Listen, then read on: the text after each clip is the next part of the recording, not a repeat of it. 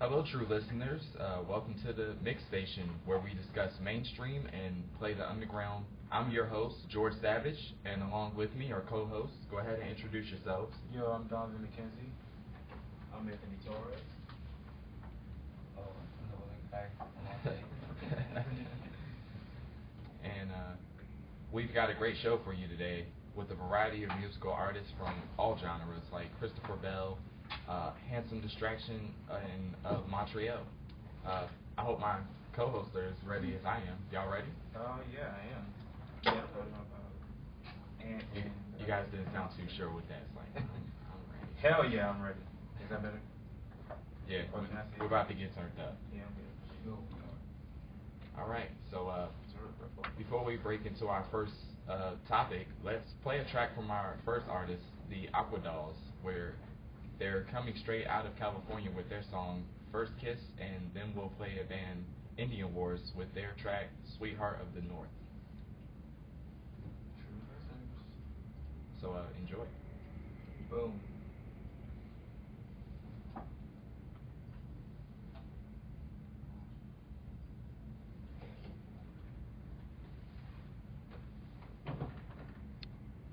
Clear. So you still can't hear it? No, it's because it's probably blocking on your phone. No, because someone turned up mine, and I didn't realize how Mike East process. Did you plug it on the desk? You have to plug it on the adapter, not on the. I did look at it as well. I was broken. Who wants to say this? Plug it again? I think it's just like, I'm the weather guy.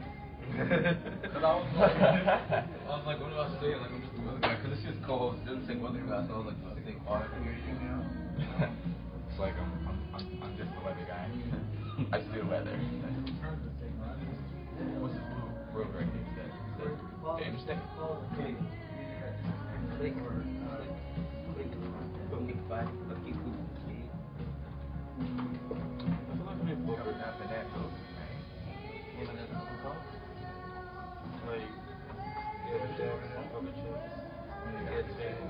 Old ass. So we could totally do that in like this. That's what. Just have like a poker tournament. Poker tournament. Sounds like fun. Because we did that we had a world in there. That little other line people talking about. Yeah. Did a poker tournament. Not a tournament. We just played poker in there and we played blackjack. Y'all get real money. I don't really. We were broke, but we had money. We was just playing for money. Yeah, it sounds like. Yeah. It was funny because like he was like, because management, but he's an audio craft the set and was playing, and he like took all of us out in like one chair and she just started playing. You have like a watch or something? No, like it was just made everybody go because the bet that he made Was too high. yeah. That's what he was doing, but it was Was he like, bluffing? yeah. No, I couldn't afford it. I didn't. Have you had pocket aces before? Yes, twice. Twice? Yes, twice. I remember on What's that?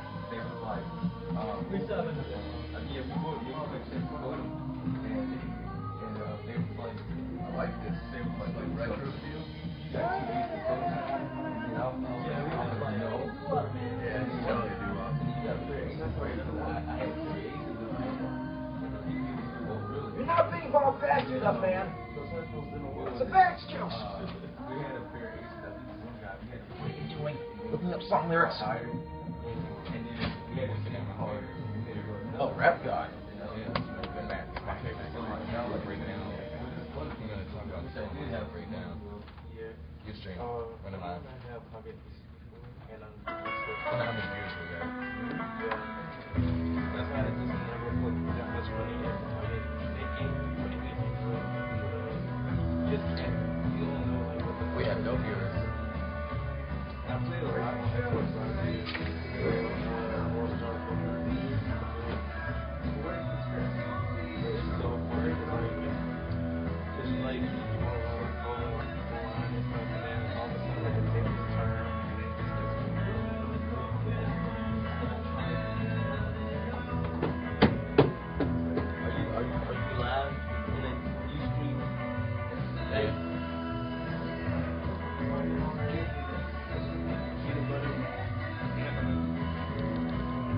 about to go live after this. I'm about to make funny comments. Mess up. Mess up. Mess up. Hit the wrong button. Mess up the spelling word. Do it. Mom messes up. Your mom messes up. Don't talk about my mom. She's a friend on Facebook. She's what?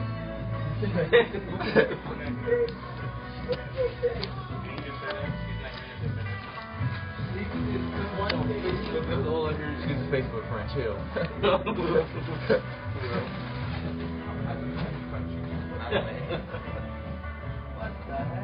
Oh, Relax. Are we live for me? relax, man. Oh, relax.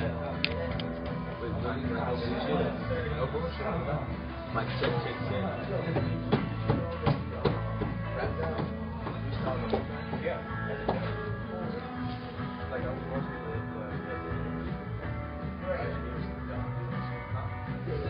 I knew that, like, I had a feeling that he was right, but like, it's always good I had that for sure, like with the artist said,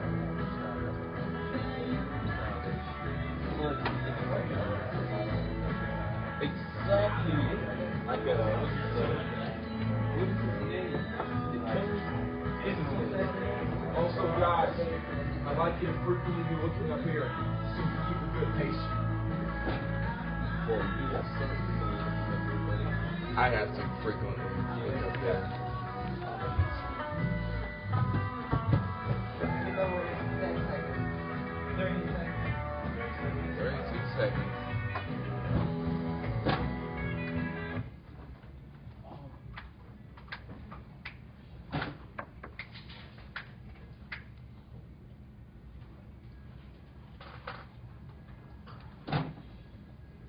Hello? 10, 9, 8. All right, and welcome back, listeners. You're tuned in to the mix station where the underground meets the spotlight. I think it's safe to say that we all thoroughly enjoy music to a certain extent, right? I mean, let's take the time to tell the world who our favorite mainstream artist is, and also give him a shout out, and also shout out our favorite underground artist.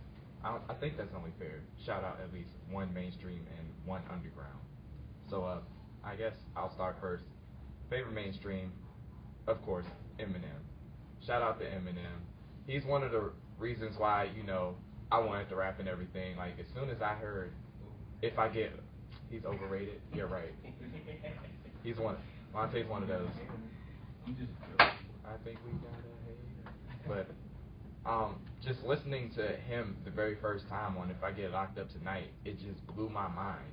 I'm just like, whoa, who's this guy with these angry lines just like, coming at me with just nothing but straight lyrics and straight craziness. Also, my underground artist. Let's see. Underground. Shout out to Hobson. I was just about to say the same thing. I don't think he's underground. He's underground. He's kind of... He's not underground if people know him. But that's being more known in the underground. Just like Tech Nine. Okay, I'll give you that. Yeah. He's like known underground. Okay, alright. It's like scratching the surface of the ground, I guess. So it's that. Alright. So how about you, Donovan? Who? Does that have to be hip hop? I mean, it can be anything. It's mainstream, so we didn't really specifically I just chose hip hop. Some hip hop did, but. Well, I'm a big alternative rock fan, so I would say my favorite mainstream alternative rock band is pretty much the Foo Fighters. They're Shout out to dope. the Foo Fighters. Shout out to the Foo Fighters. Yeah, just love the music and everything. Just sort of regret not seeing them 2 years ago before they went on hiatus. But they're going back on tour. Like their first shows in Mexico City. I think in December. So I'm probably watching that online via Ustream or something like that.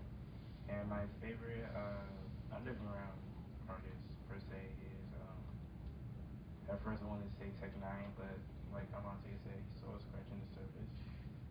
Sort of. So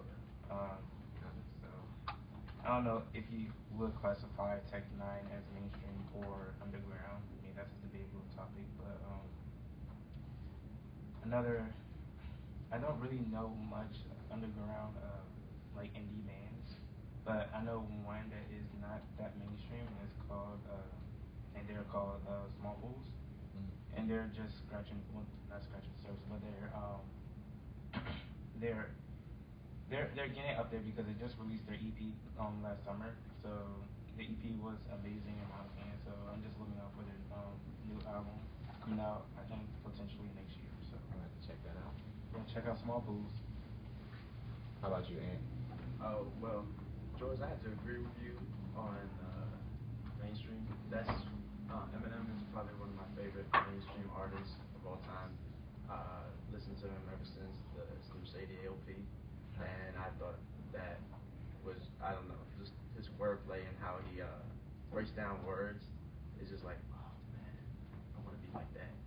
And I would have to agree with you. He's the reason why I was like, I want to rap too. I want to just, get all this anger out and just be like, yeah. It's like it has to be impossible to come up in this generation of rap and you not like at least one Eminem song. Yeah.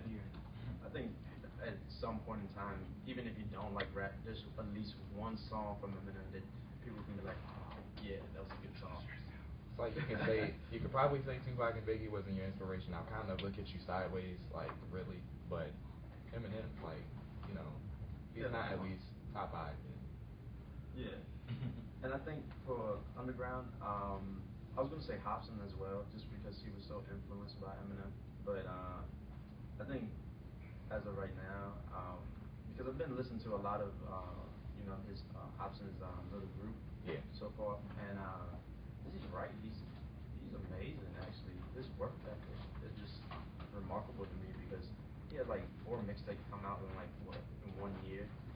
Yeah, It's like, it is wow. dope. Yeah, and he's coming from Las Vegas, so shout out to him for real. He's pushing up, trying to, get as big as where Hobson's at, and it seems like, he's going on the right track, so yeah, shout out to him. How about you, Alante? I'm curious to know what your pick is. That's funny. I got a multiple actually. Let me guess, Tyler Creator. No. No. He is, but he's not. Is he like mainstream or is he like? He's both. Okay. Nobody listens to him. And he doesn't have radio play. So Yeah. he's mainstream Too out there. in other countries, but not here because Not kind of. Americans and stuff. yeah. But I have to say it's kind of difficult. But one of my mainstream artists has to be. You don't even have one because Justin Bieber.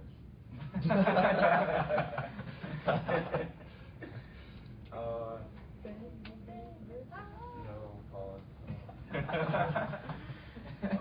guess I just have to go with Kendrick right now, even though he's overhyped a little bit. But Not really. I wouldn't say he's too. overhyped. I mean, everybody's overhyping him. To a certain extent. To a certain extent. But even before, he started coming out, you listen to all his old, very, very old mixtapes that came out before Section 80. I forgot what one of the mixtapes is called. It's called C4. Yeah. And that's the entire Lil Wayne remix. Yeah. I like that one joint.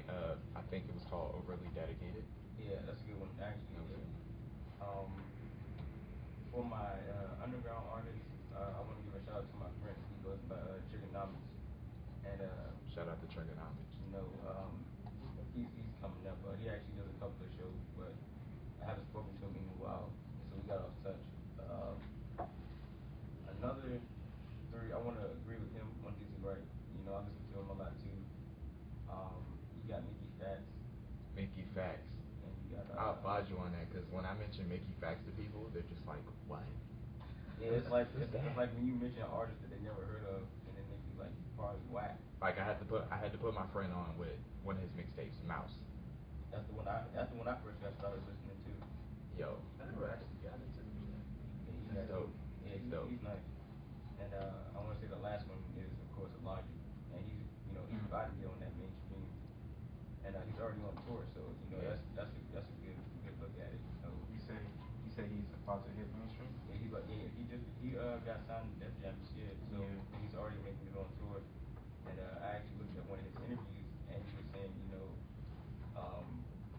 just discussing how a lot of D&B artists don't get discovered like that, and he was saying that it's kind of hard to get yourself out there. So he said one way to do it is just go across in other states and get yourself out there. So that way when you come back, you be well known.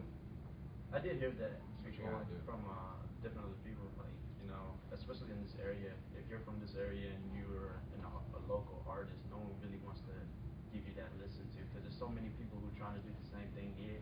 So everybody just kind of hates on you. But if I agree with Logic was saying, like, oh yeah, we have to go to a different state and put your name out there, because then, like, let's say you go to, like, I don't know, Alabama, Oklahoma, anything, something just far away, and they're like, oh, he's from the DC area, Maryland, this and whatever, right? He's all the way over here, you know. So then that's how people get to experience something different, you know, instead of a local artist just staying locally and nobody really wants to give him like a listen.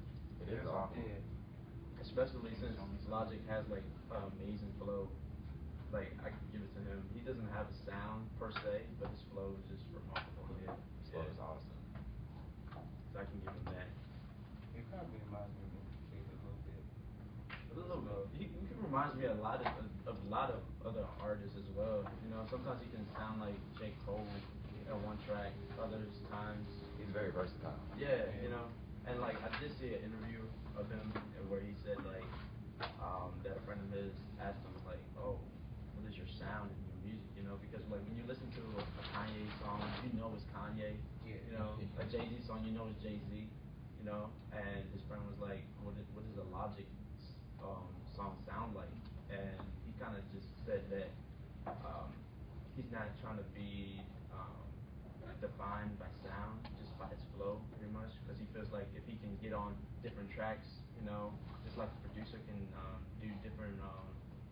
Let's say like you take a hip hop producer, and a hip hop producer does trap, but he can also do a little bit of conscious, you know, hip hop. It's like he can just go from trap to conscious rap to R&B beats and stuff. You know, and having that diversity is good as a producer. And what Logic was saying was like, well, why can a rapper do the same thing? Why can he go to a smooth jazz beat and then out of nowhere do a trap beat, you know, and do amazing at it because of his flow? Yeah, I like when a rapper switches it up, especially when they switch up their intros. Like, you know, each rapper has that certain intro where you can tell it's that rapper. Like Lil Wayne has that lighter flick. Tiger does that little like he's coughing, and then Rick Ross he has that little key sound where it's like Maybach music. But Fat Trail, he got I was told he got signed to Rick Ross's label, MMG. Yeah. It's like, how did that go down? Because last I checked, he was signed to No Limit, wasn't he? And didn't he have beef with Wale in the beginning as well? Yeah, he did, but now they're like supposedly, you know, best buddies, you know, because it's in the same area. That makes sense. I don't know, man. It's just a wild dude. This is a guy who like who had a Twitter pic of himself eating strippers. You know. But I mean, like. Yeah, that's what I said when I saw it. Like, no, stop. That's next. But like, about the whole idea of Fat Trail being signed, and I just don't think Fat Trail has a good market in his music to be mainstream. You know, he just talks about like, you know, strippers, women, blah blah blah blah, but he talks about it in a way that not even radio will play it. Yeah. So I don't know how him being signed was gonna do anything. That's exactly why he got signed to MG, because they talk about the same thing. So of course he's gonna get signed to them. But the only people that you listen to MG is like what, Rick Ross, Wale. That's about it. Who Like else? the only people I listen to is Rick Ross, Wale, and Stolly. Stolly is probably the most underrated person in that group, because like I listen to his stuff and I like what he does, but no one really listens to him. He doesn't get no radio play or anything. Like I don't understand. Like I feel like he's good. You know. It's like I'll listen to anyone except for Meek Mill. I can't get past listening to Meek Mill. I don't like being yelled at. Yeah, like on the what track. is that whole idea of him just like always yelling at the track? It's like I can deal with DMX because he'll transition from yell to like whisper to a bark and then yell. But did you hear Meek Mill's control verse response to Kendrick? Nah. You didn't. I didn't even. That right there, I'll give it to him. He did amazing on that.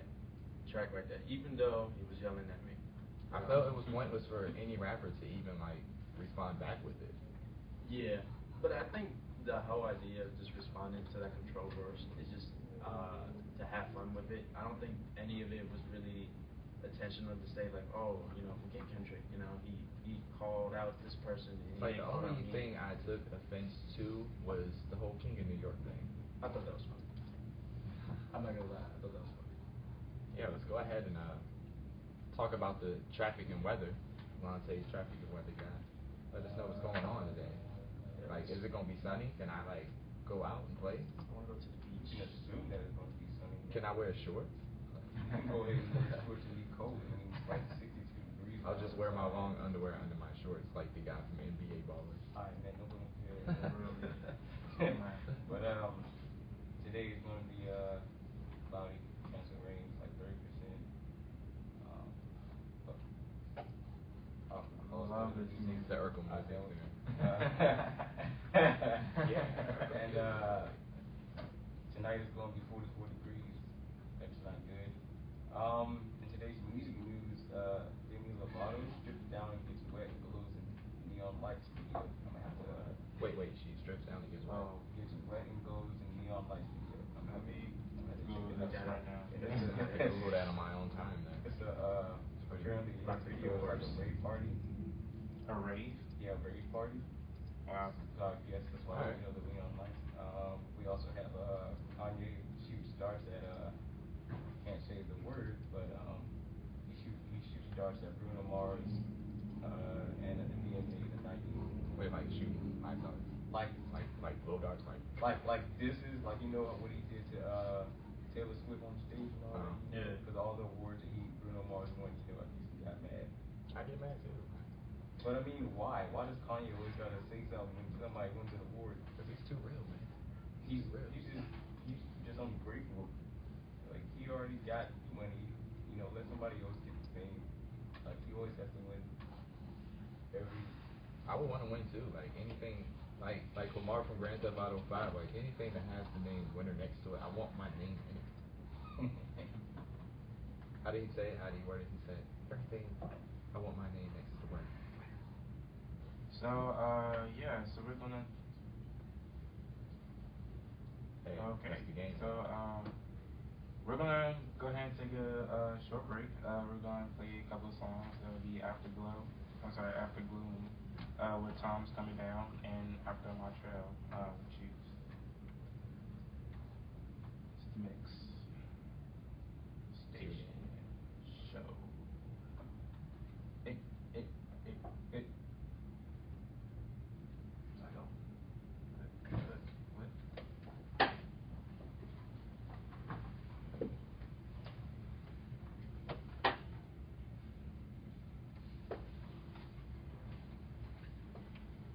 Clear. Shape through,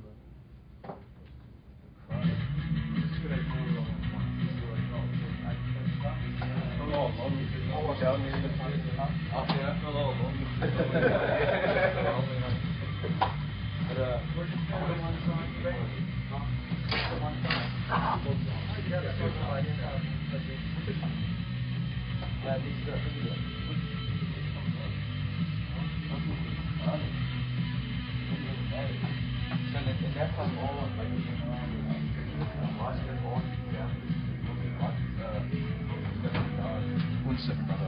I gotta switch some things up here just on my part. That's why I make this part. I want you to read this part, but I just want you to look past 10 from this play. Yeah, I saw a little picture of you. I saw the picture that you posted.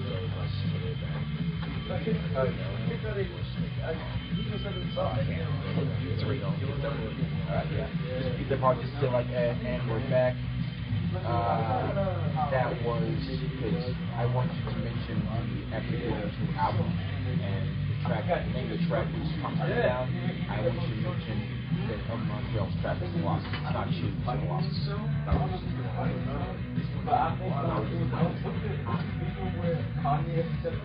We're just doing one song? No, you're doing 2 songs. Doing 2 songs.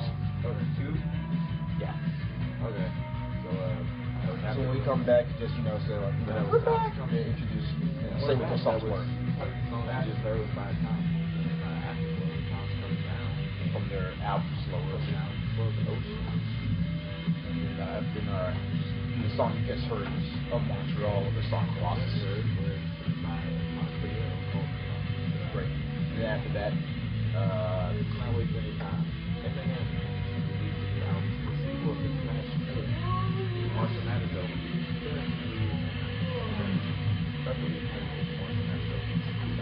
good stuff. Yes. Yes. I got the light in my face. Sweating off my glasses.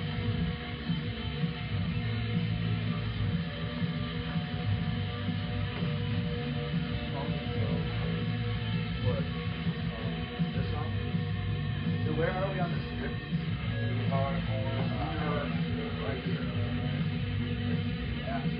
We're back. Let's not waste time. Just smash it. Not Marshall Mathers. No. And literally, I don't Marshall Mathers. Yo, did you see Kanye's music video? Bounce you? Yes. Yes. Come on, Lord, baby, she's on something else. So that was like really Kim Kardashian? 3 minutes and 35 seconds. We have 3 minutes and 35 seconds. Yeah. I got a much call. Shout out to Gary. Not to brag about this.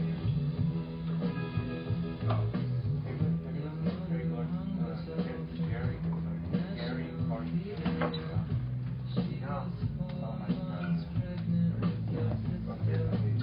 For real? But it's more like that soul I like it because I want to say that just like that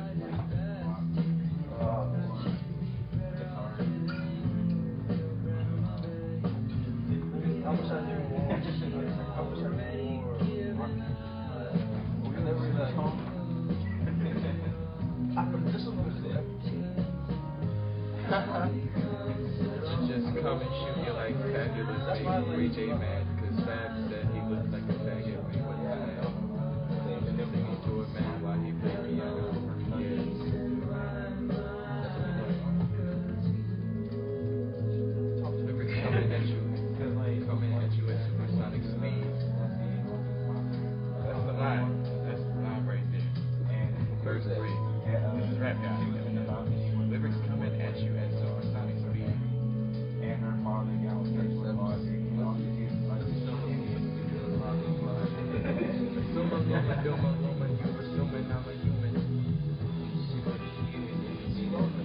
What I gotta do to get through to you, I'm superhuman.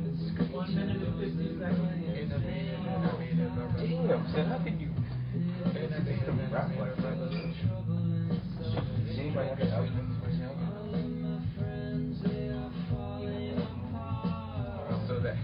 So that innovative in my metal brother. So anything you say, you'll ricochet off of me. No, I can talk about this for hours. Your man said, how many more times? Lyrics coming at you at a supersonic speed at JJ Fad. Guys, don't get introduced to new co-host.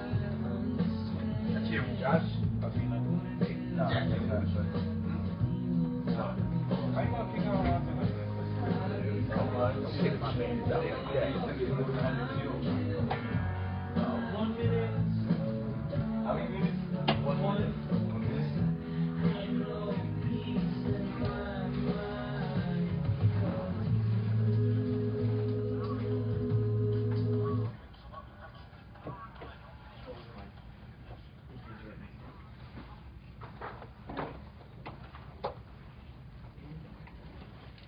I'm 35 seconds. Hello?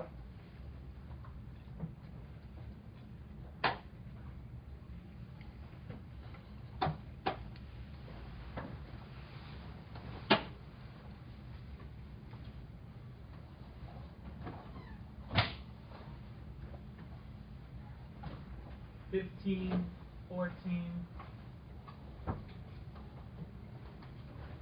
All right, and we're back. what you just heard were Aftergloom's song. It was titled Time's Coming Down off of their new album, Slow Ocean. And the song that you previously just heard is called Colossus by of Montreal. Now, one of the topics we were talking about was Eminem's new album. Let's not waste any time. Eminem dropped the new album in sequel to his smash hit, the Marshall Mathers LP. And he cleverly titled it Marshall Mathers LP 2. Have you guys heard that yet, or heard any singles or anything from it? I think I've listened to the album 3 times, like since it came out. I think I've listened to it like 1,000 times. Who is Eminem? What? And I've that new heard. voice that you just heard is our new co-host. What up, guys? Josh. Hi, Josh. What is? Really? No. You were Joshing us, right? No Yeah. pun intended. Right, pretty much. I have not heard the album. I've heard the original Marshall Mathers LP, which was gold in itself. And I've read about this album. The reviews seem to be nice. There are a couple of songs that people can tell are very formulaic. Yeah. Like his jump with Rihanna, what's it called, The Monster. Yeah. Yeah. So that kind of sounds like something off of Recovery or something like that. But then they're talking really a lot about this opening track, Bad Guy, which is the first lyrics are, I'm the bad guy who makes fun of people that die, and hey, here's a sequel to my Mathers LP, just trying to get people to buy. How's this for a publicity stunt? This should be fun. So, he's kind of already poking fun at himself, which is what he used to do. Yeah. Instead of being all like, oh, everybody hates me, I am what I am, or whatever, He does that at the opening of like all his albums so far, as I heard. Yeah. And just to go back with Bad Guy, that's probably the most ingenious song that he ever made, just for the fact that it's a continuation of one of his songs from the Marshall Mathers LP, Stan. Because it's now, like, the whole story behind that was Matthew Mitchell, I believe that's what, yeah, Matthew Mitchell, the brother of Stan. It was him like trying to get back at Eminem for pretty much killing his brother. Yeah.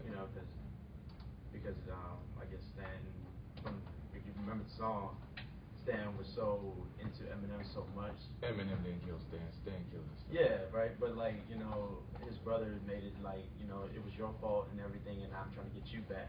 And I thought that was so ingenious for him to bring a story back in a different way. Which Especially makes a like true years sequel. later. That's Yeah. a true sequel when you can. It's a continuation of the story, which is what we're talking about.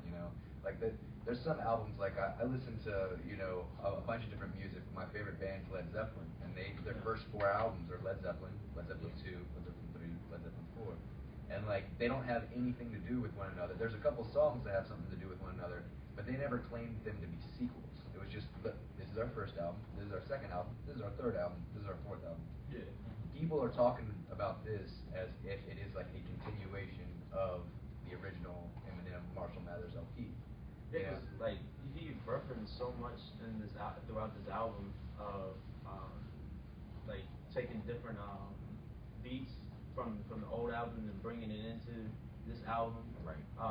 Different lyrics that he said in the old album and bringing them to the new album and just revising them and just saying like, okay, this is who I was and this is who I am now. Because the whole album to me was pretty much a battle between himself and his alter ego, Slim Slim Shady. Shady. Yeah. And Fame, pretty much. That's one crazy battle right there. Yeah. Like with the closing of Evil Twin, how he was saying that like he feels like the lines are beginning to merge. So it's one crazy epic battle. Yeah. Yourself. Yeah, maybe a little bit. Maybe a little bit of that crazy. In comparison to the Marshall Mathers LP1, what I like about it, it's one of those albums that meets the success of its prequel. Some artists, where they try to do a sequel to their albums, it doesn't meet that same, expectation. Jay-Z. Well, it's funny you say that. Jay-Z. Well, just to interject, how do you define success though? Because as of yet, it hasn't sold as much I mean, not It is- even as far as like selling. Well, it'll probably sell a lot, but It didn't sell as much as the not. first one did, but it still went platinum in 2 weeks. I mean, Which it's is like when you successful. hear Yeah, someone. look at it. It's like when you hear, okay, like the Blueprint. When I heard Blueprint 2, I was like, this is awesome. Yeah. Like this is more production by Kanye West and everything, and it's dope. He had the gift and the curse, like 2 albums. When I heard, Blueprint 3, I was just like, That's like the expectations, just got lowered. It's like you ever had that zebra gum? You like get that high expectation when you taste it, and then 5 seconds later it's like it's gone. Disgusting. Yeah, you just want to That's tear how I it felt. out. It's like, nah. You mentioned that you said that it didn't sell as much as MLB did. Josh. Oh, well, according to this article, I don't know if that's true or not, but this is on popmatters.com, and according to them, it did go platinum, but it hasn't. I mean, also Marshall Mathers LP has been around for 13 years. Yeah. So I mean, they're talking like collaborative, like. Also, How much? Yeah. like the times were different because back then people were like still buying albums. Nobody buys the albums anymore. I mean, That's true. unless you're like a true Eminem fan. Because like, to be honest, now it's even hard to even get any of your albums to go platinum because for the simple fact that things leaked and people just rather download it for free. Yeah. Because I believe the Marshall Mathers LP2 it got leaked 5 days before the release. It's like 5 days before. Yeah. And still for it to still go platinum, I'm just like, there's still true fans who would stick by his side and be like, we support what you're doing, we're gonna buy what you're doing. Yeah, absolutely. So I can agree with you on that one. But like, How do you think about the album in comparison to Recovery? it's different. Yeah. I think Recovery was more his more poetic side than anything. It was him getting a little bit more sensitive than he. It's more like I just came from, Yeah, the cause slump. Yeah, cause like. It's like I'm getting over drug addiction, Yeah. getting over the death of my best friend, and stepping my foot back into the rap game. And I think Marshall Mathers LP2 is more him Stepping going back to the 90s and early 2000s. Yeah. Well, another thing this article says is it sounds like he's actually having fun rapping. Yeah. Which is what, based on Recovery was, art isn't always fun. Yeah. Sometimes you're compelled to do something because you feel like you have to do it, and there's no fun or enjoyment. You feel like if you don't do it, you're not going to be able to handle it, or of course there's always the production and label side too. They could have been demanding an album from him because his contract said, you owe us so many albums. I don't care that your best friend died. I don't care that you're addicted to drugs. You owe us an album. So he had to make it, But whereas this is saying that everything about this album, even his like pop quote unquote songs, still sounds like the old Eminem that kind of just didn't care and was there to have fun, say what he wanted to say about whatever he wanted to say. Yeah, a lot more cursing on this album other than Recovery. How about in comparison to derogatory. Yeah. what about in comparison to the album that he did in collaboration with Royce the 5'9", Hell the Sequel? Oh, well, I think that's the start of him going back to his rawness, which helped him out with this album, the Marshall Mathers LP2. I felt like it was his way of putting his foot in the water and saying like, okay, let me just dive into, that hardcore, rawness he always had. And I think it prepared him for this album right here. I felt like with that album, it was just a long time coming. Because, Yeah. like when Eminem started out, it was him and Royce. Like Royce was his hype man and everything. And then, they started beefing and everything and fell off for a while. And then they kind of like healed, Yeah, that healed. friction between one another. And everything came out with that dope album. Sounded like they was having fun with that too. Yeah, it sounded like it was just mad metaphors in it. Yeah, and I felt like they were competing with each other as well, like who had the better verse on the song or whatever. You have to. And I thought that was Eminem killed it every track with it. Yeah. And like, I remember watching the interview where this critic was comparing that album to Jay-Z's and Kanye's Watch the Throne. And like for me, I felt like you couldn't compare it. Yeah, you can't. That's like Watch the Throne Detroit edition. Yeah, you know, because both like with Jay-Z and Kanye, it was more than trying to make a good sounding music, you know, that everybody would enjoy and love, you know, and this with Eminem and West the 5'9", it was more than like we're battle rappers and we're gonna, you know. It was more like there was competition in the supersonic speed. Yeah. But speaking of that, what was your favorite track off of the Marshall Mathers LP2? So many. My favorite track, I'll say, was either Headlight or Love Game. Those are my two favorite tracks. Love Game because it has like it's more of a you're just stepping back from like your serious like hip hop like beats and sound and just having fun with music in general. Right. And I love the track with Kendrick Lamar and That was dope. yeah, I just all around love Love Game, but Headlights was more serious and like you could tell that Eminem like really does have a serious side to his music, and he just relates like his entire life into like a portion of his album, and Yeah. Like for me, I like Headlights and Bad Guy. Those were the two surprising tracks for me in the album. Like I said before, Bad Guy, you know, is a continuation of Stan.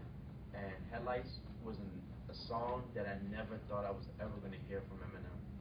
You know? yeah. Because, like, throughout his whole career, he's always bashing his mother. You know? And now he has a song that's saying, like, I wasn't in the right state of mind. I'm sorry.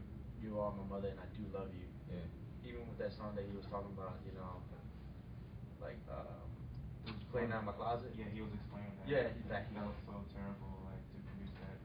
Yeah, and he hated that song now, you know, and that was probably one of my favorite tracks ever that he ever made. You know. For me, my favorite track is Rap God. All because it's 6 minutes of just straight lyrics. Like the beat, it was the simplest beat ever. Like probably a beat that you could probably make on Fruity Loop or something. But it was just all about the lyrics. Like, and then learn today that it was a straight freestyle. Imagine how crazy that session was. Everybody was just like a session like that would probably make me like want to run around the building like 50 times just to run that off. Like, what did I just witness? Like, did that just happen? As soon as I heard him in the third, I think it was like the third verse, however many verses there were, he said lyrics coming at you at a supersonic speed. I was like, what did I just get myself into? And like he legitimately went as fast as he can. Like I think I like after that I didn't even listen to rap music for like a week. Which is a testament to the skill of the artist. Because I can't comment on any of these songs because I haven't heard any of them. Yeah. But I have heard his old stuff, you know, and I've watched a lot of those videos because my younger brother used to be super into like when Eminem was coming up and he was like making a name for himself by freestyling against people. You know, just like kind of like the 8 Mile story, but like the real side of it, where you know there's all that footage and stuff of him like going off against people, and you know to me, you know, writing is hard enough as it is, but to be able to like lucidly just go, and then like what you're saying, like this Rap God song or whatever is not only impacting you, you thought it was awesome, but then you found out that it was him being himself 100% and just like letting, like almost like connecting with the ether, if you will, and just channeling that energy and as only he can, and just like boom, hitting you with it. Like he went to the studio on a Kamikaze, like on a Kamikaze. Yeah, exactly. But that's good talk, guys. Let's go into a break and we'll discuss the topic more in depth when we get back. We're going to let you listen to these tracks by Denver native Dalco and Canada's own Frederick Duran, aka Snells. Snells has a song called Magnet, and Dalco, Watch Me Go. Stay tuned. Mix station.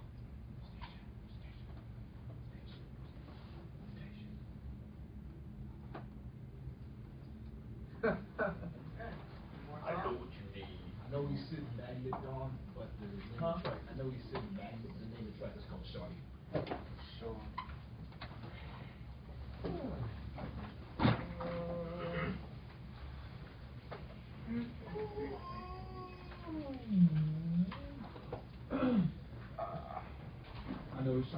Sort how much time we got going.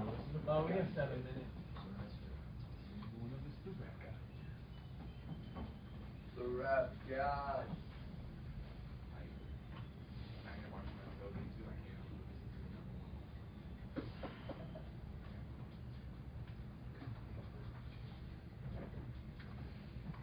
Right. Good stuff. Imagine who was Eminem, all three of you guys.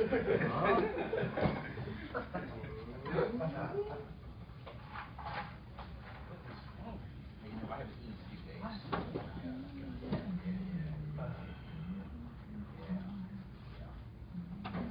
Appreciate it.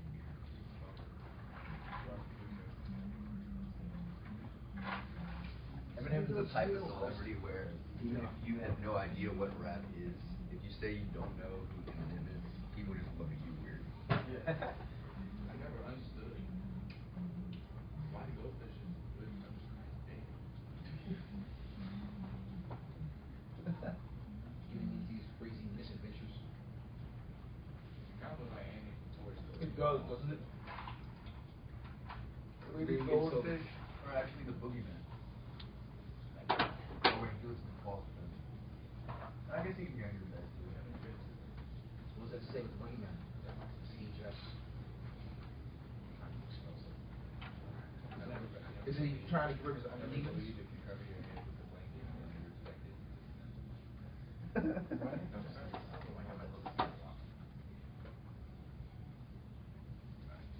When we get back, we're going to discuss more about album sequels.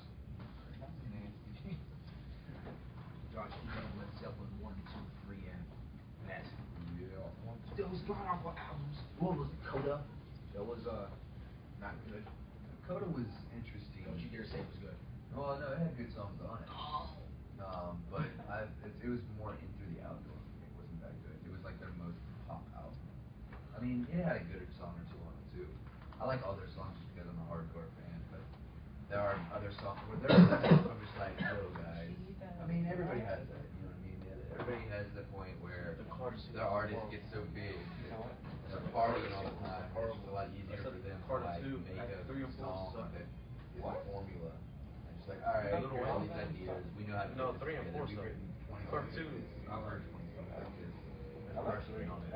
Instead of actually like trying to make an original art. Original. Coda? Even that means it. That's his point. Well, actually, yeah, and Coda wasn't even one of their real albums because it was just a bunch of outtakes from other albums with live footage. So it's like they didn't actually create anything for that album. That's not lazy. Exactly, right? That's good job. Good job. Doing good. Why are you touching me like this? Yeah. What are you doing to that man? 4 minutes. Oh God. Hit me now. What you say? Yes. Yes. Get off me. Oh yes. Oh. Still. You know the camera's still on. You know the camera was still on. Oh, the camera's still on? YouTube.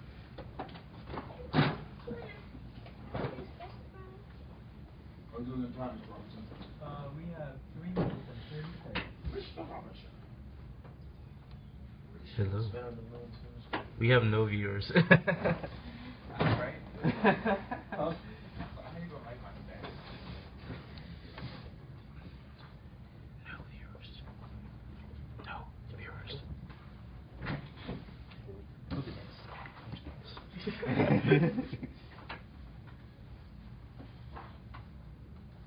How come George got the good mic?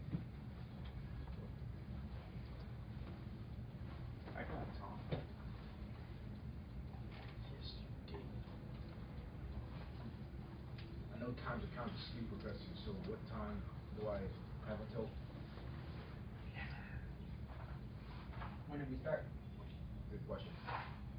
You're the producer. Start at like 11. How much time do we have left on the song? 2:30. Okay. So, yeah, we started. Yeah, that sounds about right. So,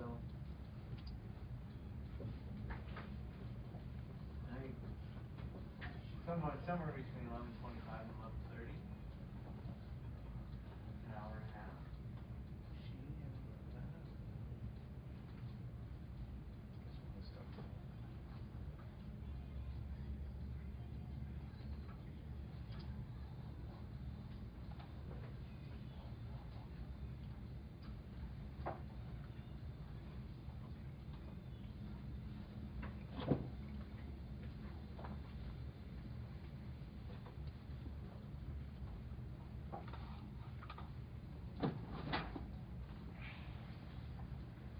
Are we supposed to be? Yeah, I'm supposed to be listening. 1:30.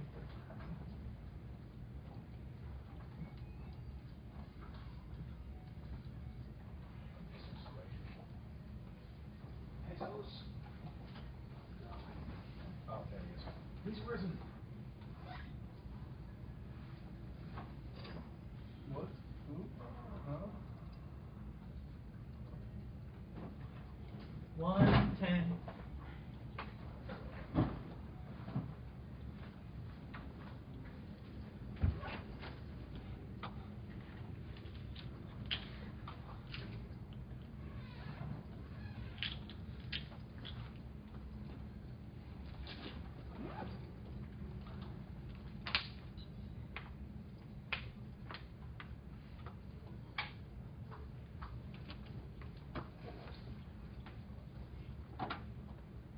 Oh, wake up, son. 35.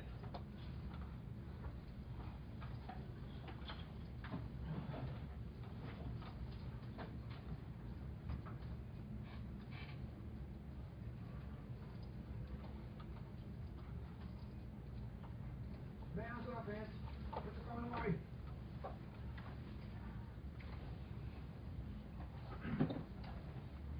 10. 9.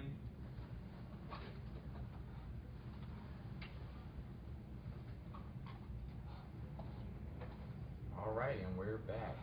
Just tuning in. If you're just tuning in, we were discussing the Marshall Mathers LP2, and now I want to talk about the concept of the sequel albums. What do you think of the concept of, sequel rap albums? Are they necessary, or does it show no creativity, or is the artist just doing it just to make more revenue? Well, here's my opinion about sequel albums in general.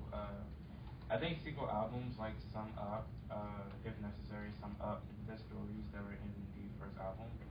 And for example, with Lil Wayne and the Carter 1, 2, 3, and 4. Those aren't much like sequel albums; they're just continuations of Lil Wayne's music.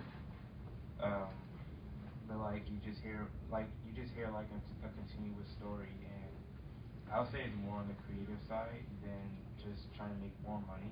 Yeah. I mean, I know everybody's trying to make money in the world and everything. That's the reason why some of these people are artists. But like I said, I believe it's more of the creative side when it comes to making sequel albums. What do you guys think? For me at least, I think it's both really. I think it just depends on the artist if it's going to be on the creative side to finish the story or not. But just for the example, we just brought Lil Wayne, the Carter sequels. Carter 2 was probably the most successful album that Lil Wayne ever put out, and I felt like him naming the rest of his albums the Carter 3, 4 was more a way to bring in his fans to be like, oh, it's gonna be just like the Carter 2, and it was nowhere near that. So I feel like it depends on the artist on if they're doing it in a way to finish a story, or they're just doing it because they know that album did well. So if they call it that sequel, that album also would do well as well. Yeah, it's sort of it's just another publicity stunt. Kind of even what he said in the first in Bad Guy, you know what I mean? Yeah. But I think that in order to actually answer that question, we have to back up and ask ourselves what makes an actual album? Because anybody can take a bunch of songs and put them on a CD and call it an album, but what actually makes an album? I call that Jesus. know. I'm just saying, what I'm talking about though is like, in my opinion, and and I guess an expert opinion, if you want to call me that, is like albums starting in the '70s because it would show the amount of work and the cream of the crop of the songs that the artist would make that they wanted to share with the world. And then, as we went on, singles got more popular. So like albums, quote unquote, weren't really albums anymore. They weren't a collection of similar ideas or a time period. They were just trying to get as many things to sell. And then, and rap could arguably fall into that too. But then you had real artists that every song on their album was a single. Not because they tried to make it a single, but because the song was that damn good. Yeah.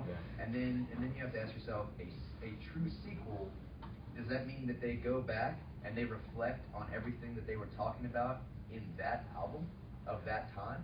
Or does that mean that they continue, I mean, you said it a good way too, like they continue a story that they started, like with I don't remember what, but it was a continuation of Stan. Like to me, that's a great way. That is a continuation of a story that was 13 years ago, and now here's some resolution, or here's where he is now on it. Like that's why a lot of people are talking about that album like it is a true sequel. And then like he was talking between Blueprints 2 and Blueprints 3, they had nothing to do with one another.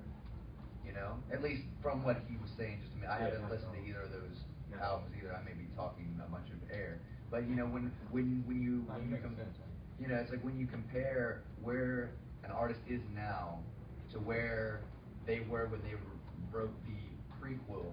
You know what I mean? Yeah. Is it an actual continuation, or does it have anything to do with it, or is it just a ploy to sell? Because at the end of the day, everyone's trying to make money. And even Marshall Mathers, like that's why I can respect the first thing is because he comes out and says it. He's like, I'm trying to make money.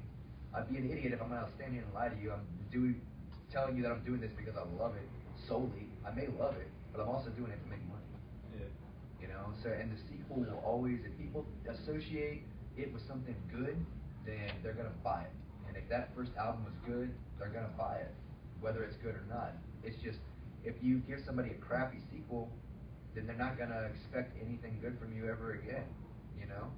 Like they're gonna lose faith in you. They're gonna be like, what is this guy doing? He's just shoveling garbage and calling it greatness. I think it kind of goes both ways as far as a rapper or any artist making a sequel. But there are some that kind of takes it too far, I guess, if you will. Creatively, like, okay, we mentioned Lil Wayne, the Carter series. I can understand the Carter 1 and the Carter 2, and because that's showing progression from a younger Lil Wayne from, drop it like it's hot, drop it like it's hot, to, him saying I'm becoming more grown, the whole Carter 3 and 4 thing, that's where I feel like he kind of took a step back with that, because Carter 2, he was more lyrical, and then after all that, he's just like, I can just rap without writing it down. I say anything I want to make go platinum. It's just, yeah. The only thing that's saving Lil Wayne is just his name, really. I mean, his lyrics, they're all recycled. He talks about the same topics. To me, he's all washed up, and he's not the same at all anymore. Carter 2 was like amazing to me, and now. How old is Lil Wayne now? Like, is he even in his like 35 yet? He's still young, isn't he? He's like 30. Yeah, he is 35. Okay. Because I mean, he got really big when he was like in his early 20s, right? Yeah. I mean, even before that, he was like. Yeah, before that he was in Hot Boys, right? Yeah. Oh, okay. Yeah. He joined Cash Money at like the age of 9. Yeah. Wow. He's 31. Oh, see, he's so young, and I mean, like his music just Washed up already. Well, it's like you can just tell through the album where the artist, as far as the sequel go, I feel like they just have to go back into that mind state that they were at when they did their first, like, the prequel. It's like, that's why I like Marshall Mathers LP 2 so much, because Eminem, it's like he took himself back, he like jumped into a time machine, took himself back to where he was. Even like made his hair blonde again.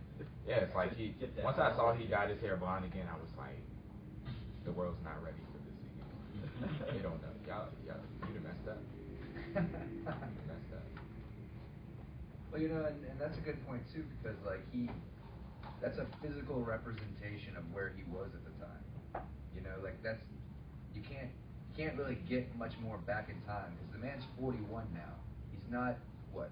It doesn't even look like he aged, actually. Well, I mean, he got swole though. He's pretty swole now. He's got them guns. Yeah, he's been working out with Dr. Dre, right? But he's not like the stick that he was when the little cartoon guy. Yeah, exactly. Hi, kids, you like violin? And like talking about mushrooms and stuff like that and whatever. But at the same time, like, Eminem is a very good example of doing everything you can, and maybe some people may not agree with everything that he said on the second album, but he still did everything he could to be as true to himself as what he was at that time, and giving closure to the album. One series I did like, Kanye West Dropout series. We came out with College Dropout, Late Registration, and Graduation. I still forever love Through the Wire to this day.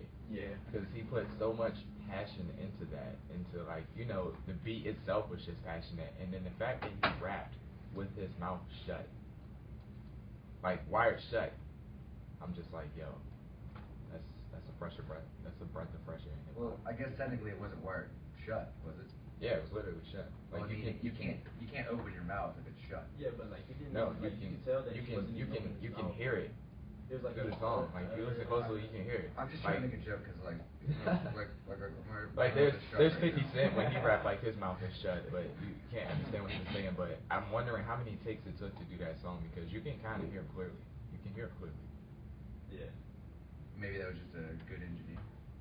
It must have been. I'm trying to talk with my mouth like closed right now. Like, just no teeth movement. Just live. Yeah. It's hard. My favorite album from Kanye is Late Registration. What do you guys think? Yeah. Like Registration. Yeah. And also like Graduation, just the production wise on that album was amazing to me. It was different than anything. I was just listening to that this morning. Like, that's like my morning alarm. So.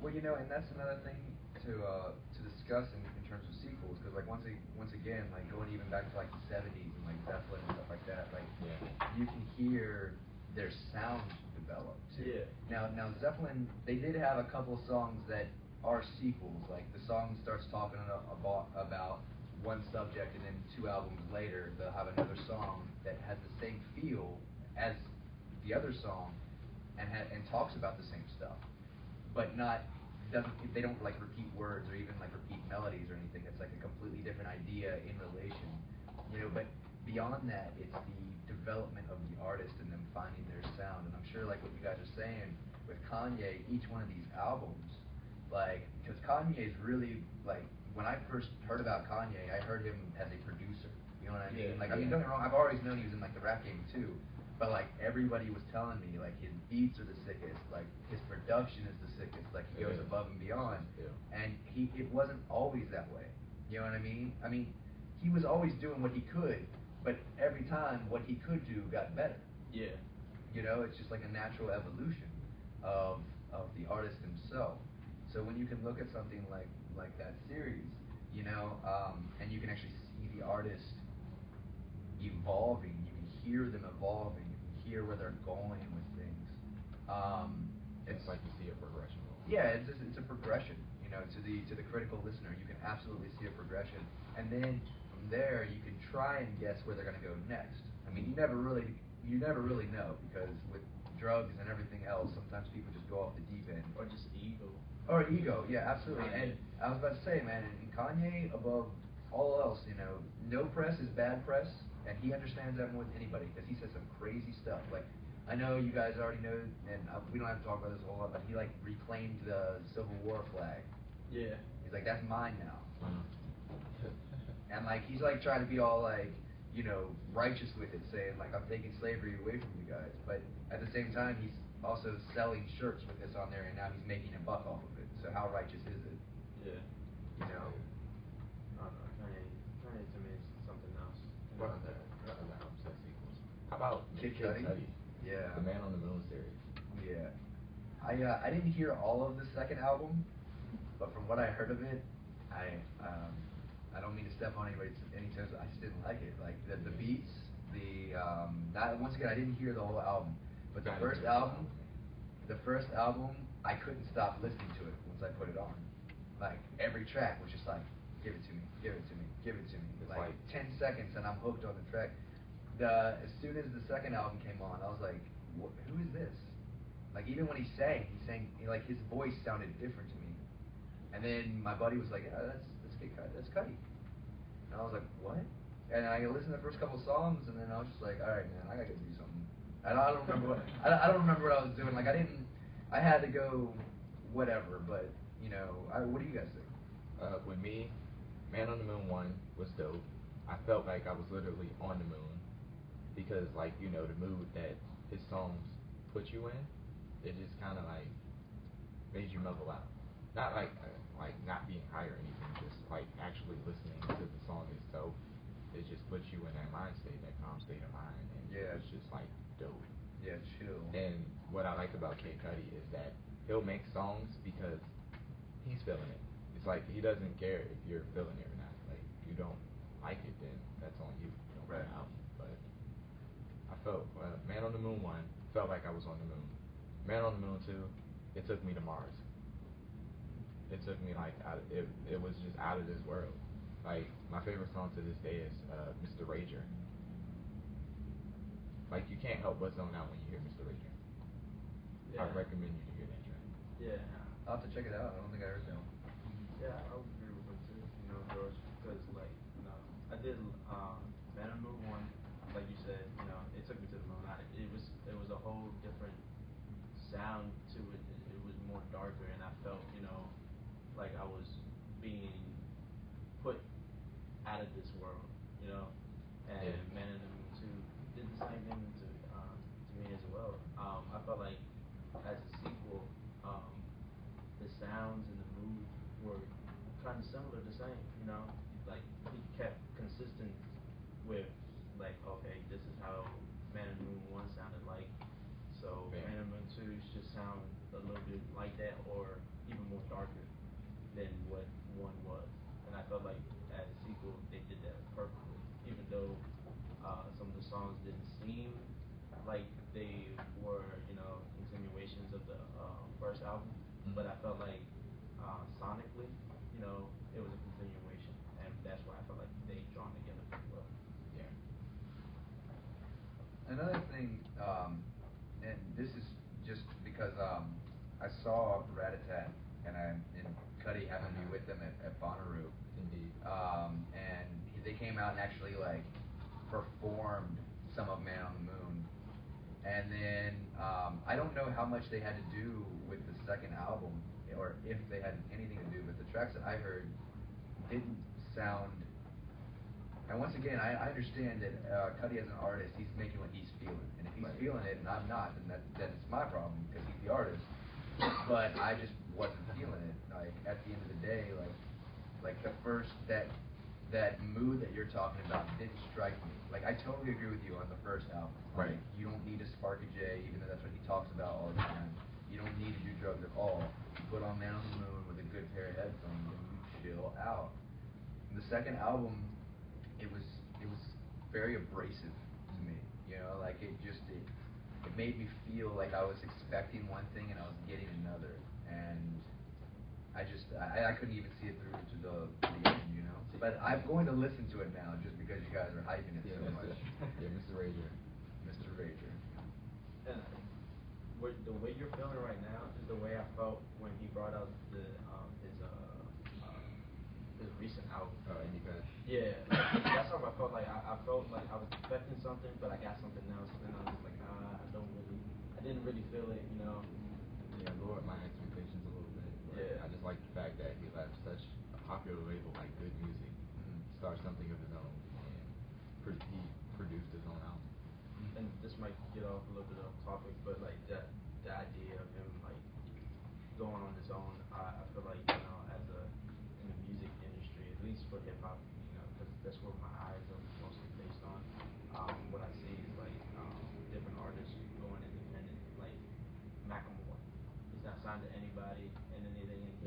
one album, and it's one of the biggest things that his like this year, his big career. And he's also touring right now with Crit. Yeah. So like that whole idea of having like a big industry and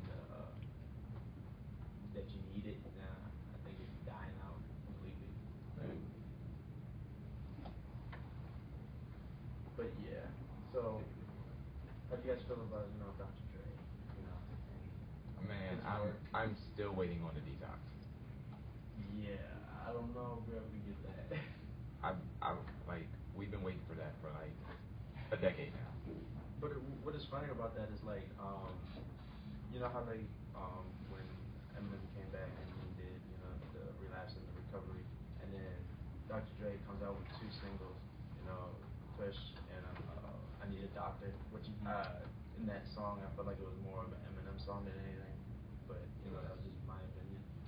That's like one of those questions you would ask when like you die or something and go to heaven and you want to ask like questions. Yeah. That can't be answered. Like I would probably ask, when is the detox gonna drop? And I like when those 2 songs came out, I was like, so it's coming out now? What's going on? What's happening? And I just stopped waiting. I had to hit Dr. Dre with a Jay-Z line like, we don't believe you anymore. I'm still waiting. I was like at 12 when he said it was gonna drop, and now I'm like 24. It's been forever. How about Lupe Fiasco's Food and Liquor series? I heard the first one. I never actually got a chance to hear the second one. I did like the first one. But then again, I'm not the biggest Lupe fan. I think he's a good artist. It's just for some reason I never really got in depth with his music. So I don't know. I've only heard the first one. Like Anthony said, I didn't hear the second one yet, but I would like the first one. The second one was okay. It doesn't meet the expectations that I had for the first. How much did that album do anyway?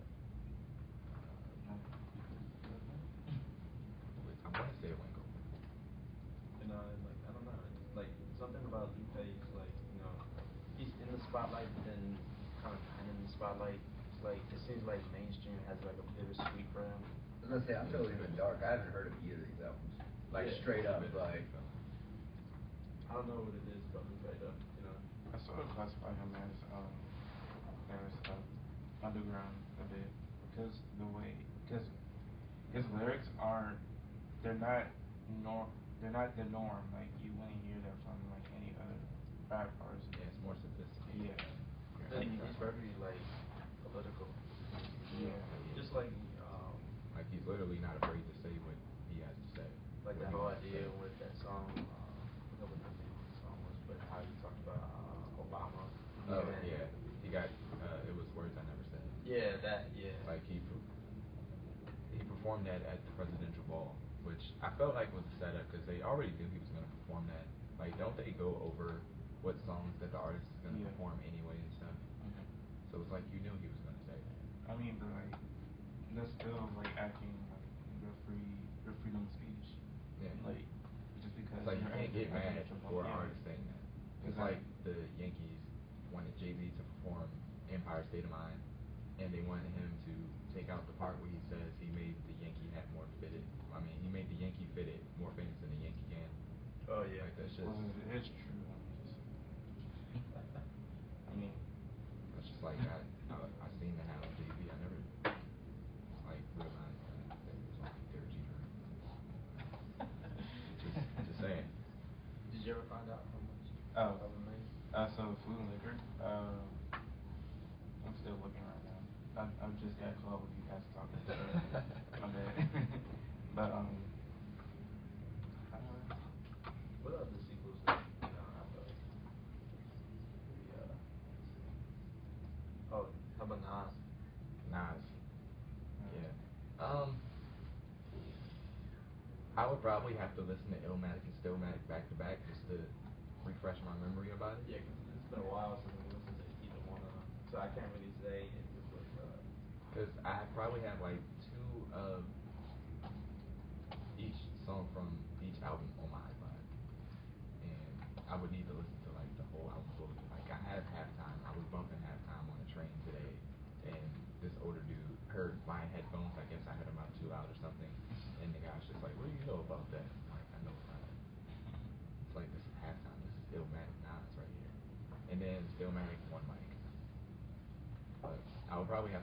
have to literally listen to both albums back to back just to get a comparison.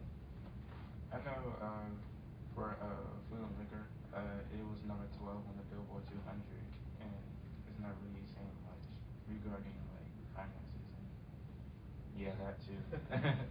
But it did pretty well in Dutch countries. Like it was number 74 on the albums chart, 172 on the French chart, and it was U.S. Billboard top rap albums of that year.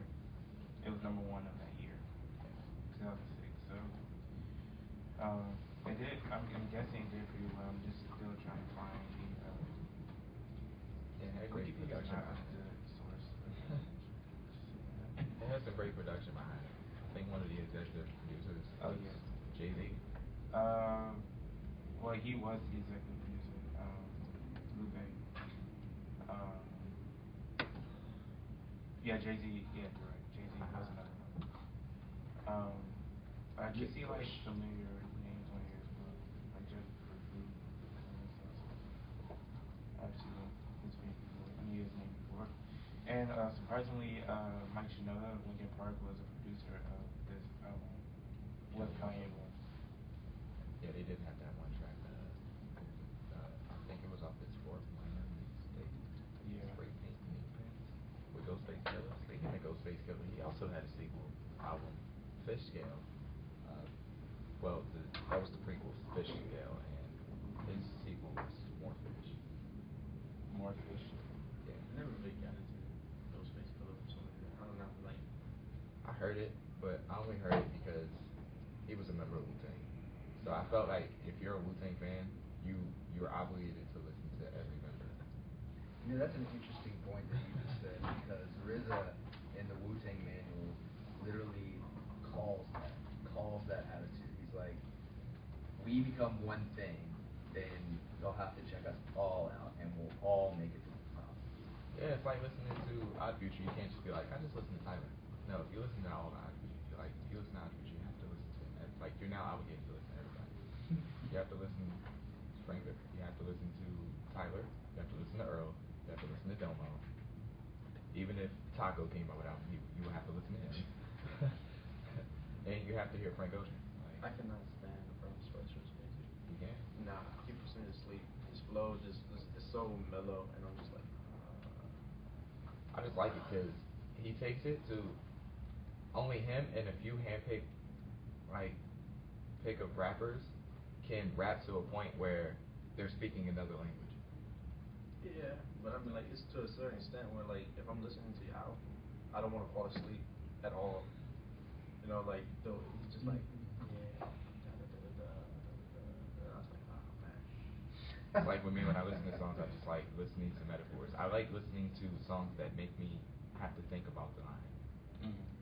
Like that's why I like Rap God so much, because it makes me think. Like the metaphors is just crazy. And with Earl Sweatshirt, like I always have to like think about what his metaphors are. It'll probably hit me when I'm like in the grocery store. Like 2 days later, I'm just like, oh, I get it now. Like he'll just say something like going hard body on the beat until my body's soft, spitting fire like I'm sipping on the Molotov. Like it's dope. Other news is anybody going to watch the Hunger Games that just came out today? See, here's my opinion about the Hunger Games. I just hear that the Hunger Games is all about like a whole bunch of kids like being picked to go into like a little arena and go kill each other. Like that's just a summary of what I And hear. it's televised. And it's like a televised event. Yeah, that sounds terrible. Why would I want to watch a whole bunch of little kids like going to one arena and like just kill off each other? Like, I'm just gonna try to stay away from Hunger Games. Have you guys seen the movie? I actually saw it last night. I watched it again last night. It came on. The first one? Yeah. Okay. I've seen the first one. I don't remember any of it. I remember exactly what you just said. Like kids kill each other, and that's it. That just sounds terrible. And then like the chick falls in love with one dude, but not really. She's in love with another dude or something. Yeah. Yeah, it's like she's in love with another.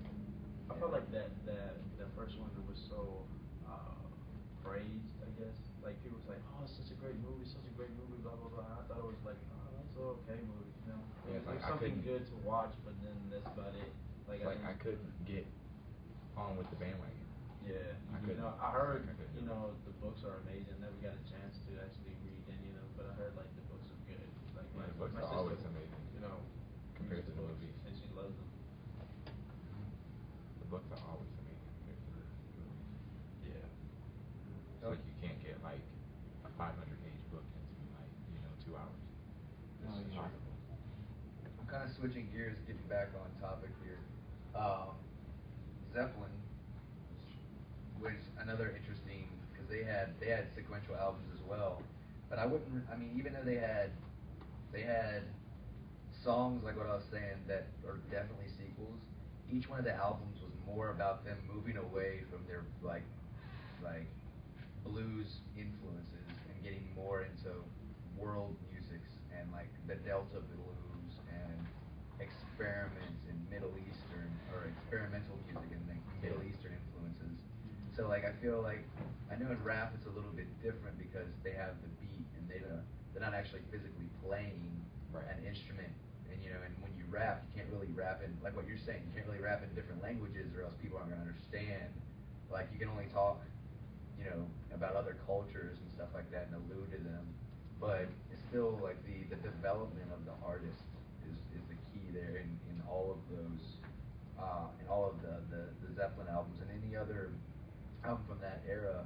I think even Michael Jackson, you could look at Michael Jackson and like all of his albums as well as his appearance continually evolve, you know what I mean? But even like taking completely the appearance out of it, like him as an artist, like he continually evolves. Like he started off with Jackson 5, and then he had to break away from that, and with Billie Jean, which is one of the biggest dance songs of all time about fathering. I will moonwalk. All around this. But that song is about being the father, being a father of like a kid and not claiming the kid, or trying to like convince people that you're not the father of his illegitimate kid. So that is about as adult of a thing that you can do, and that's what separated him from, look, I'm not a kid anymore. This lady is saying that I'm the daddy of her baby, and I'm not. Like the Michael Jackson.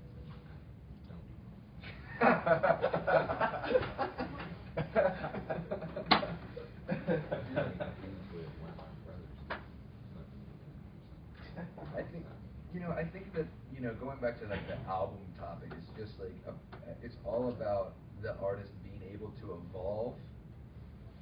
That's all I really want to see is just progression. Progression without regression.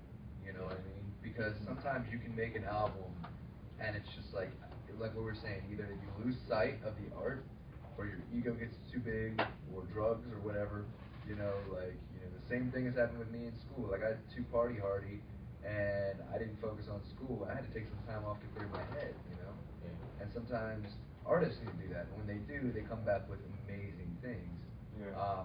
But we're all human, including all these people that portray themselves as icons, and to be able to continually supply, the demand for an incredible product that is all in your head. People want your mind. That's what an album is. It's you in an abstract form that you can listen to. Yeah, just over and over and over again. It doesn't matter what style of music, Alright. Now, so we're going strong. If there's any more time, we'll come back and give our individual opinions on today's music industry. During the break, you can enjoy the song In the Morning by Christopher Bell and Dry River Yacht Club's newest single, The Legend of El Tigre. Sorry, I can't roll my R's. The Legend of El Tigre. El Tigre. I did it.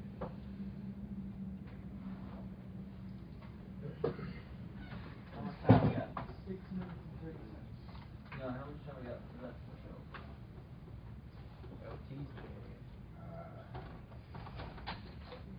Approximately.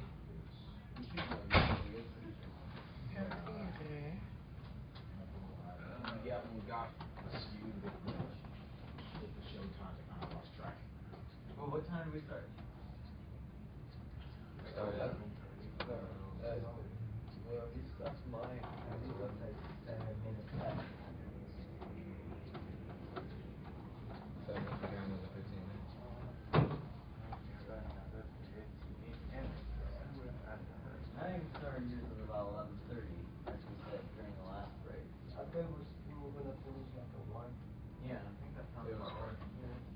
minutes.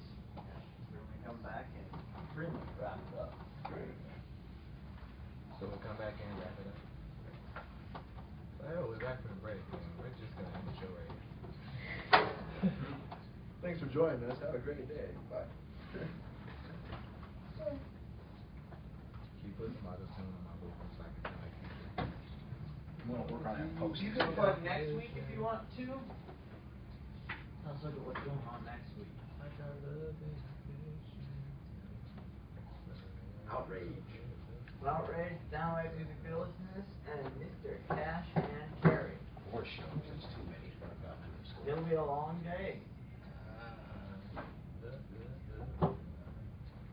And podcast 4 we do. Tonight you're doing the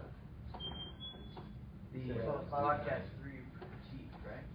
Oh, it's that critique? This is that what you only really have this time No. for. We only have about 10 minutes left after this break. Just Okay. I'll just say your buys and just do the intro for the last 2 songs. I'll Whatever the Silver says is accurate. So these are the shows for next time. Remember, next week is Thanksgiving. So it's like, Okay, we're so I'm back. like, wait, what? This is in 2 weeks. It's like 2 weeks, back. 3 weeks, and then we're on Christmas break. It's like, Yeah. back to Remember, everyone has to be here for setup. If you can come early, great. And then you figure at 8 o'clock, so if we're running late, we can really quickly get it back finished. to the station. But if you don't show up for setup, you lose mega points. For the day. People today will find out. Sure, what's up for the day? Which you can make up by coming early to help them out. You need to make up a poll. It is. Count me in. Excellent. I'll leave early next week. Good. Alright? Okay. So where are we at on the song comment? We're still on that first one? There's one song left and it's 3 minutes and 5 seconds. Okay, great. Is this that song or is This the is end of this one? Okay, yeah. great. So we have. Here we go.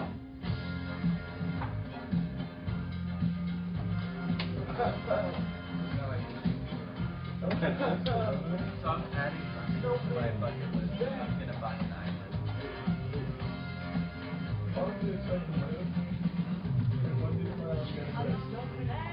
Islands are not that expensive. I found some nice ones for like $800.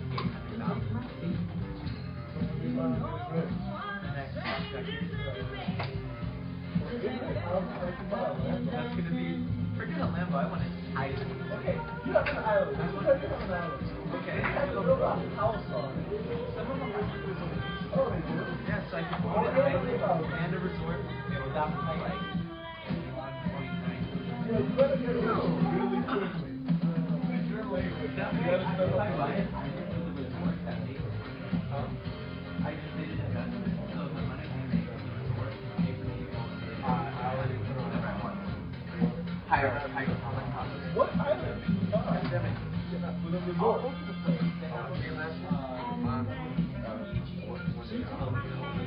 I want to go to, have you seen it? It's basically the whole thing is a resort. I wouldn't mind that much, right? Oh, I don't know about that because like when you live there, you're like so far away from everything. That's fine. I like people and malls. Get a life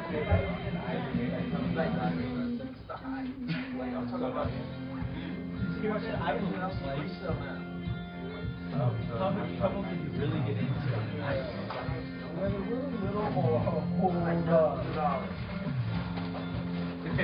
I'm like, How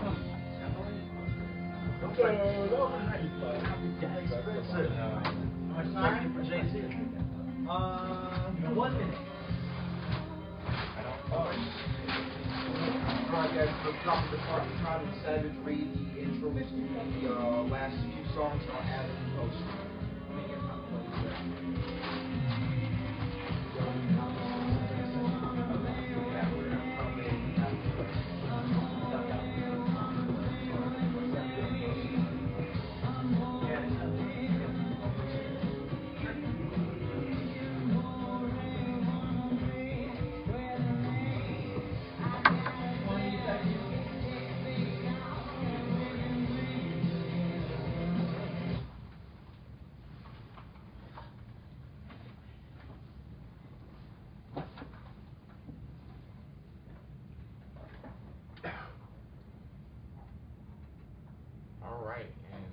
we're back.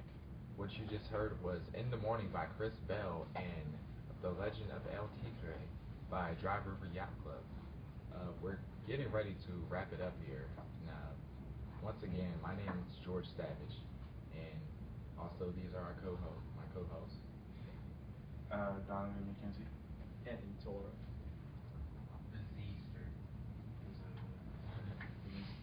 And before we wrap up, we appreciate you listening to the Mix Station. And if any tracks you want played or piqued that we played or piqued your interest, you can check out more of their music at the links below. And don't forget to check out our Facebook page. Simply search Music is Ecstasy or check out the website at artsophoenix.com. Let's end this with Lone Ranger, a track from the incredible Matt Duncan and Animal from Handsome Distraction. See you guys around, and have a great Friday. Have a good weekend, guys. Yeah.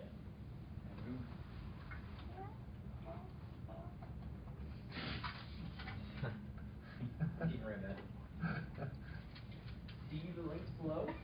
Yeah. It's the radio. It's going on YouTube. See the links below. Radio. I get the audio is going on YouTube.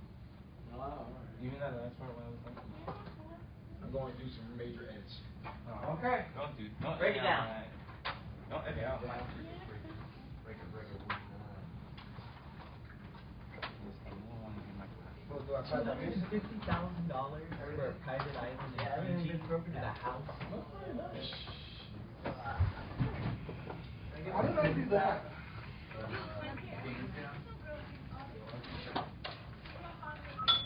Good job, gentlemen. You done good. Thanks. Except you. Not you. No thank you for you. Or you. Or him. I hate him. You. You hate me? Yeah, you. Me? You. Yes, you. Oh, you have one viewer. Oh, that's you. I didn't see anything. That viewer is yourself. What? Oh, hey, there we go. What was he thinking? That dude. There we go. Holy shit! Wait a minute, did you edit me out? What the hell? Oh, this is pre-recorded. I don't get this. What's going on? I don't get what's going on either. Was it yours?